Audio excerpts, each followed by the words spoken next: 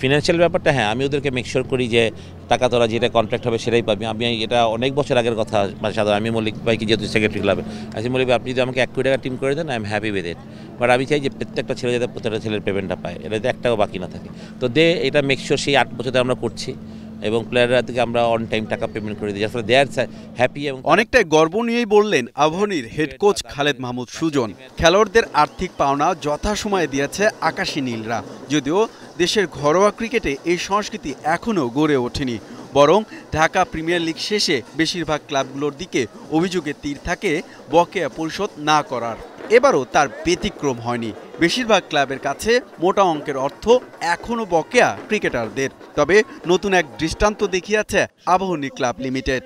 অবশ্য এজন্য কোচ সুজনেরও অনেক অবদান আছে, কারণ এর আগে যখন তিনি প্রাইম ব্যাংকের দায়িত্বে ছিলেন তখনও বকেয়া পাওনা নিয়ে কোনো অভিযোগ তোলেননি ক্রিকেটাররা, বরং ডিপিএলে উন্নত মানের team bus, travel jersey, bag থেকে শুরু করে আরও অনেক সুযোগ সুবিধার নতুনত্ব যোগ করেছিলেন।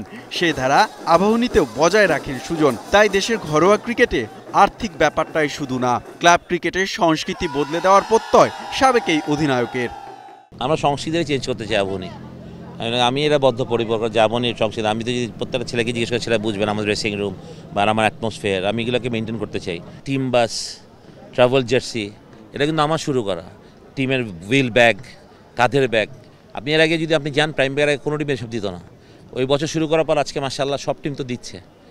এই মৌসুমে দল গঠনে কোচ সুজন প্রায় 10 কোটি টাকার বাজেট দিয়েছিলেন আবাহনীর টেবিলে। প্রাপ্ত সেই বাজেটে সবচেয়ে ব্যয়বহুল দল গড়েন খালেদ মাহমুদ সুজন, যার ফলে রেকর্ড 16 ম্যাচ অপরাজিত থেকে শিরোপা ওঠে আবাহনীর ঘরে। আমি যখন এবার বাজেট প্লেস মানে আমাদের প্লেস করতে হয়েছে তো চেয়ারম্যান ক্লাবের, তো তার কাছে আমি প্লেস করি, ইট ওয়াজ 9 crore 80 lakhs actually, the huge budget. যেমন আবাহনী প্লেয়ারকে আমি এইমাত্র বলে আসলাম যে বাসায় চলে যা, প্রেশার ইজ মাইন, টাকা তোলার দায়িত্ব হবে।